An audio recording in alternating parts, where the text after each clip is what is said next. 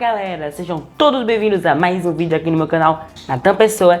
E hoje chegou a vez de darmos início a uma nova franquia do gênero horror, até porque foi uma saga criada por um grande mestre do gênero terror. E você vai ver a diferença de filmes da franquia A Hora do Pesadelo que ele dirigiu e filmes da franquia A Hora do Pesadelo que ele não dirigiu. Mas tá bom, vamos dar início a essa nova jornada que para muitos é considerada como um pesadelo. Então, sem mais delongas, sim, bora!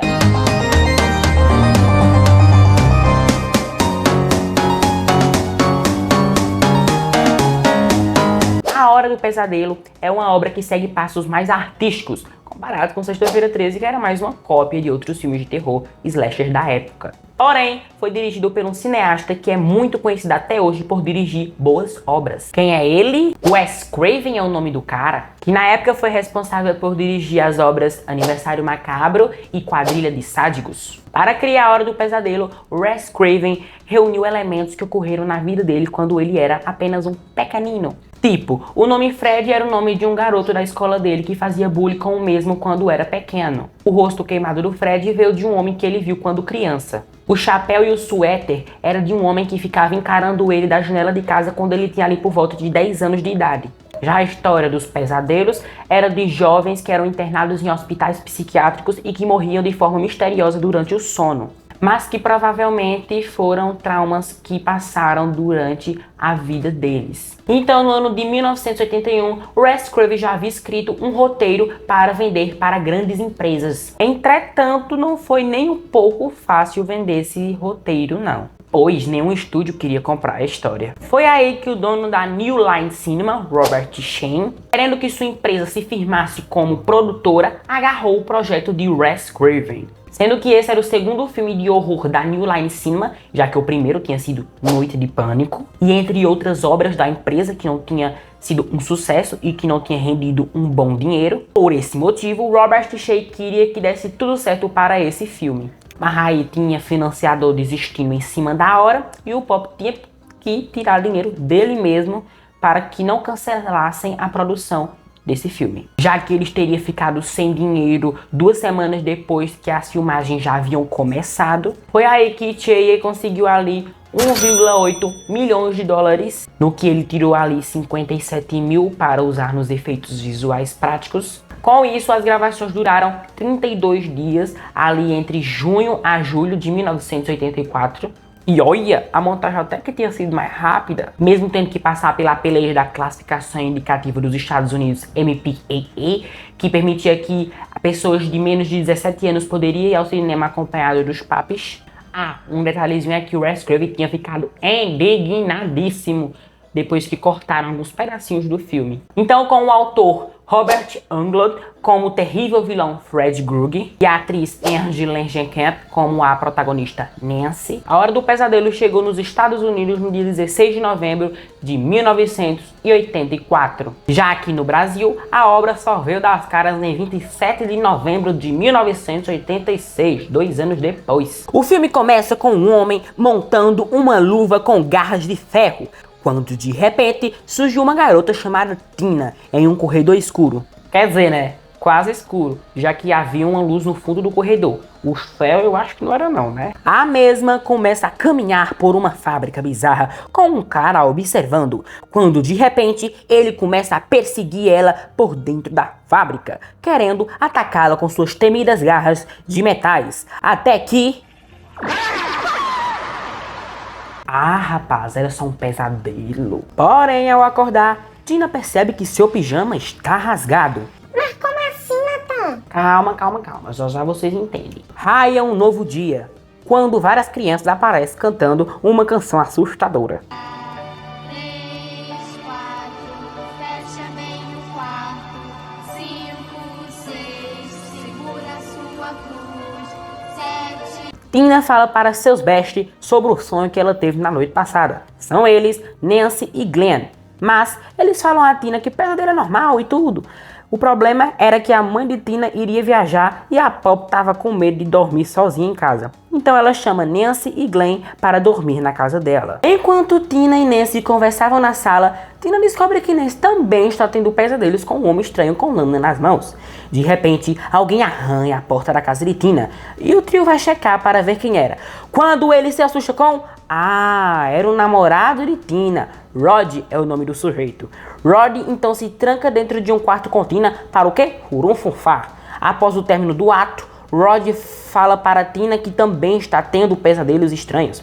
Aí depois dessa conversa besta com quer pra lá e pra cá, os dois dormem. Quando do nada, o homem com lâmina nas mãos começa a sair de dentro da parede, querendo atacar a Nancy. Mas aí Nancy acorda e ele puxa o carro. Porém, ele se dá atenção ao som de quem? Isso mesmo, da Tina, que tava dormindo com o bofe dela no quarto. Que durante o sonho, ela estava em um beco escuro, quando se depara com um homem com lâminas, esticando os braços até chegar na China. Então, começam a correria da gota, quando ele se teletransporta para a frente dela e corta os dedos para fora. Debochada é ele. Mas aí, ele dá um golpe de Goku nela e ela dá de volta arrancando o rosto dele. Menino, esse doido não para. Quando o Rod acorda com ela ciscando na cama e ao invés dele acordar ela, o Bocó fica olhando o homem com lâminas, rasgando o peito dela e fazendo ela flutuar no quarto, cortando a Pop todinha no teto até ela cair no chão, encharcada de xarope de groselha. E só agora Tina e Glenn acorda e encontra Tina toda ensanguentada e nada do Rod. Na delegacia, Nancy fala para seu pai, que é policial, sobre os pesadelos que ela anda tendo.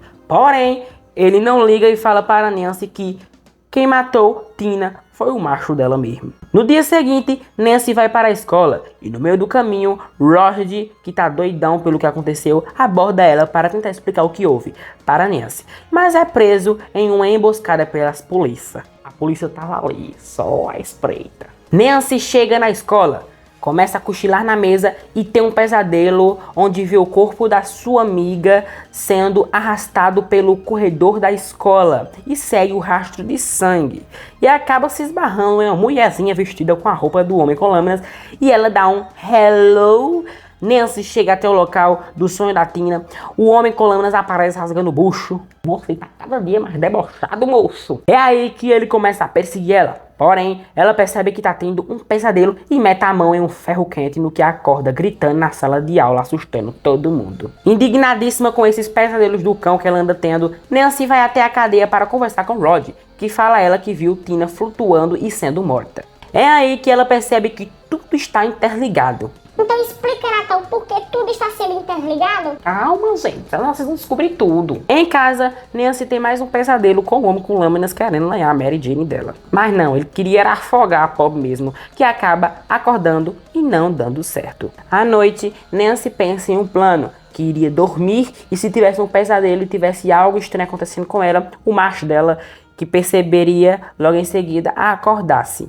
Então, ela dorme. E no pesadelo, ela vê um homem com lâminas espiando Rod. E volta pra casa com o bichão atrás. Sobe as escadas de sua casa que viram um milkshake, mas ela sobe e quase é morta pelo assassino dos pesadelos, pois seu boy acabou pegando no sono. A sorte foi que ela teria colocado o despertador para tocar. Com medo de que algo aconteça com Rod, o casal vai até a delegacia, mas os polícias enrolam tanto que o homem com lâminas enforca o Rod durante o sono, no que eles acabam achando que Rod se matou com um lençol. Na aldeia seguinte, Nancy fala para os seus pais como é o cara que elas já têm nos pesadelos. Então eles pensam: que merda, hein? Achando que sua filha está com problemas mentais por não conseguir dormir, a mamãe de Nancy leva ela para uma clínica onde ela fica internada e acaba tendo mais um pesadelo. No que ela acorda e acaba trazendo junto com ela do pesadelo um chapéu escrito Fred Krueger e mostra a sua mãe, que joga as cartas na mesa e fala a Nancy que Fred Krueger era um assassino que matou 20 crianças em uma década atrás. Ela e mais outros pais na época rastrearam um assassinato em uma fábrica e tacaram fogo lá dentro, matando um assassino queimado. E conclui a conversa falando que ela não era pra ter medo dele, sendo que ele já morreu. Ui, ela trouxe o chapéu dele, como é que ele tá morto? Mas aí, após ela descobrir essa história, ela bola um plano ainda mais esperto. Se ela trouxe o chapéu do pesadelo, ela pode trazer o próprio assassino também. Então ela chama seu boy para dormir na casa dela, para que quando ela dormisse, ele a acordasse e desse um cacete no sujeito. Mas nem tudo é um sonho. E o mal-humorado de Nancy acaba dormindo novamente, no que é sugado para dentro da cama enquanto uma cachoeira de sangue voa pelo seu quarto. Agora, sem mais ninguém para ajudá-la e ficar sem dormir por uma semana, Nancy decide se virar sozinha. Meu filho, a bicha é determinada, ela vai até conseguir, ela é muito dependente de si mesma. Nancy então prepara várias armadilhas e coloca o despertador para tocar ali em algum momento e dorme. Durante o pesadelo, ela é atacada pelo homem com lâminas, parte para cima dele quando o despertador toca e ela acorda. Mas cadê o bicho? Ah, olha ele ali! E ela corre, pois agora o ataque é no mundo real e é barrada na cara, martelada no bucho, escataplimba da escada, é fogo no rabo, é mais uma quedinha da escada. Nancy berra para seu pai escutá-la, pois ele estava investigando o crime do Glenn ali na frente. Porém, quando o papis dela chega, o Fred havia fugido do porão e estava esguelando a mãe de Nancy na cama. A mulher dá uma cadeirada em Grug e joga ele da cama. O pai de Nancy chega, cobre sua esposa com um lençol, mas a mesma é carregada para dentro da cama. Fred aparece para atacar Nancy mais uma vez, porém, ela o menospreza. Pede a ele os amigos e a mãe dela de volta e vira as costas para o cara de Grug, que desaparece estranhamente. Nancy abre a porta de sua casa, sai para o lado de fora junto com sua mãe em um dia bonito. Seus amigos chegam em um carro lá, ela entra no carro junto com seus amigos, mas a capota do carro fecha com as cores do moletom do assassino, o carro se tranca sozinho e se manda. Enquanto isso, a mãe de Nancy dá tchau e a mão do Fred puxa a mãe de Nancy pela janela com esse efeito horroroso aí. Agora vamos ver o que as curiosidades tem a dizer. Durante as gravações, foram usados aproximadamente 500 galões de sangue falso para a produção dos efeitos especiais. Para as gravações das cenas da morte de Glenn e Tina, os produtores usaram um set rotativo, onde todo o set foi posicionado de ponta cabeça com a câmera permanecendo em sua posição normal, causando o efeito de que o quarto permanecia em sua posição natural. Para a cena do geyser de sangue, os produtores usaram água vermelha, pois o sangue cinematográfico normalmente utilizado na produção não produziu o efeito de geyser desejado. Nossa, gente, como é bom ver um filme que trabalha tão bem com os efeitos visuais práticos. Eles foram tão inteligentes, os produtores artísticos desse filme foram tão inteligentes em usar ideias, né, de cenas do filme que iriam ocorrer diretamente como estava ali e que se encaixaram tão bem, galera, ficou tão perfeito essas cenas dos ataques dos pesadelos e que eles movimentaram todo aquele esquema ali no set de produção, né, para que desse totalmente certo e que tudo ali ficasse do jeitinho que tava. Foi uma produção perfeita em efeitos visuais práticos. Esse filme poderia ter ganhado um Oscar por esse motivo. A cena em que Nancy é atacada por Grug dentro de sua banheira foi realizada com uma banheira especial sem fundo. A banheira foi colocada em um banheiro construído sobre uma piscina. Durante a sequência subaquática, Heath Ledger foi substituída pela dublê Christina Johnson, que também é casada com o responsável pelos efeitos sonoros, Charles Berlandinella. E a cena da escada, onde os degraus afundam com areia movediça, foi realizada utilizando massa de panqueca. Outro fato que podemos apontar aqui sobre o diretor de efeitos práticos visuais aqui do filme é que ele é muito criativo e também o roteirista, óbvio, pois aqui Wes Craven teve uma responsabilidade de dirigir o filme e de roteirizar. E se ele roteirizou, ele escreveu o filme.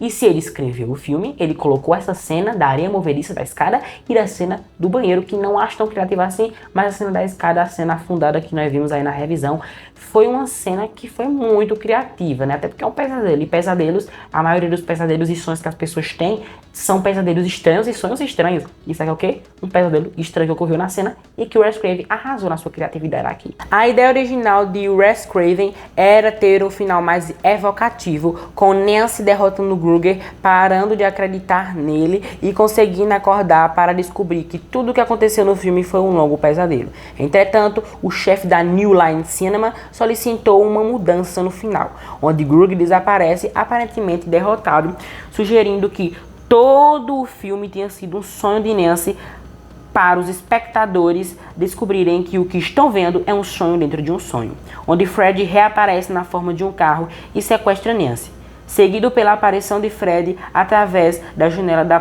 porta frontal da casa e puxando a mãe de Nancy para dentro. Os dois finais foram gravados, mas na versão oficial foi usado apenas o final sugerido pelo chefe da New Line. Em consequência disto, Craven, que nunca quis que um filme virasse uma franquia, não esteve ligado à primeira sequência. A Hora do Pesadelo, A Vingança de Fred. Pra ser sincera aqui a vocês, os dois finais alternativos são bons, mas eu achei que o seu primeiro final alternativo é muito melhor, porque ia ser tudo um pesadelo, eu achei que ia ser melhor, ia dar mais um plot twister no final do filme. Esse também não foi ruim, mas eu creio que o primeiro final alternativo que disponibilizaram para o produtor que não aceitou, né? Eu achei que iria ser melhor do que esse, que também não foi ruim, mas eu preferia, né, o outro do que esse final alternativo original. Charles Bernstein foi responsável pela trilha sonora do filme e recebeu boas críticas a respeito do seu trabalho. Em A Hora do Pesadelo, em Street Bernstein, obstém-se de abordagens orquestrais tradicionais e emprega sintetizadores e vários efeitos sonoros para transmitir ao telespectador todo o horror dos pesadelos suburbanos idealizado por Craven. Não que trilha sonora seja algo pequenino em questão de crítica do filme, isso é muito importante a trilha sonora, porque se o filme não tem trilha sonora, ele não tem uma narrativa afirmada. Quando ele tem trilha sonora, ele se reafirma. O público começa a focar, o que leva, o que faz, né, com que o público ele foque mais na obra é a questão da trilha sonora, que deixa a gente ali meio vibrado assim no filme e não desgrudando disso. E ele, sim, arrasou. Ele merece 3 aplausos e muitos mais, né, aplausos por ter feito um trabalho tão bem como foi a trilha sonora desse filme. O endereço fictício da casa que aparece no filme é Rua Elm Street, 1428. A casa onde ocorreram as gravações é uma propriedade particular localizada em Los Angeles, Califórnia, na Avenida Norte Genesee. Acho que não importa tanto assim a casa lá não. Mas como foi uma curiosidade do filme, né, e foi algo particular, uma casa particular, eles alugaram essa casa particular para gravar o filme, beleza. O sujeito lá, dono da casa, distribuiu e aceitou a propriedade como cena de gravação para o filme, né? E deu tudo certo aí e arrasaram. A casa também foi uma ambientação ali muito especial para o filme, que traz aquela climatização mais de terror. Apesar da casa não se passar em um lugar onde tem mato e é escuro, tudo mais, e em vários filmes de terror tem isso, né? Para deixar a ambientação do filme mais ainda assustadora. Eu acho que essa ambientação aqui do filme não deixou totalmente assim assustador não, mas também não decepcionou não.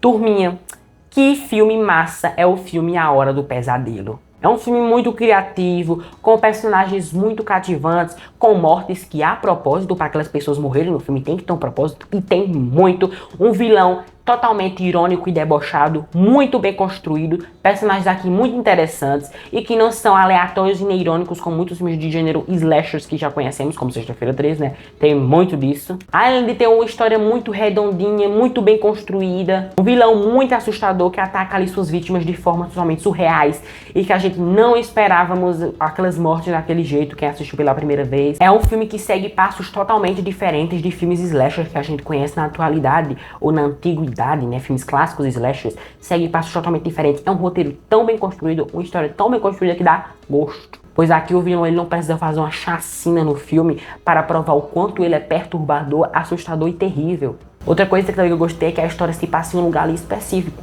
E só acontecendo com as pessoas específicas, que são com os jovens. Só os jovens sabem o que está acontecendo. Não é uma coisa que abala as estruturas do planeta Terra, que não acontece em vários lugares diferentes. É em um lugar, com pessoas específicas e nas horas específicas. O ator que faz o vilão, Robert Englund, ele faz com que o vilão seja muito assustador. E o vilão, ele trabalha muito bem. Ele não precisa fazer, como eu falei, coisas grandiosas para fazer com que nos mostre que ele é assustador. Já a atriz Herzl Langenkamp, ela traz ali o necessário para a trama ser bem construída. Ela não é uma boa, maravilhosa atriz. Ela não é maravilhosa atriz, ela é uma boa atriz, tá nessa média. Mas ela faz com que a gente não desgruda da trama, a gente se entretece com ela, a gente gosta da personagem. Ela não tem aquele carisma, mas ela tem um semblante enxuxudo, como eu já falei em outros vídeos, que consegue nos conquistar, apesar daquele noção básica que ela tem durante a trama, e ser bem legislável pro filme, e que nos grude de uma forma que a gente não solte ele por nada, mas que nos encaixa e que nos deixa perfeitamente bem. Resumindo, é uma boa Final Girl. Uma coisa que eu queria vocês é que uma obra, ela fica boa quando tem um ótimo cineasta por trás dela. Pois aqui em A Hora do Pesadelo, o Wes Craven, ele sabe interligar ali a história com os personagens e com a problemática do filme. Pense como o bicho é criativo.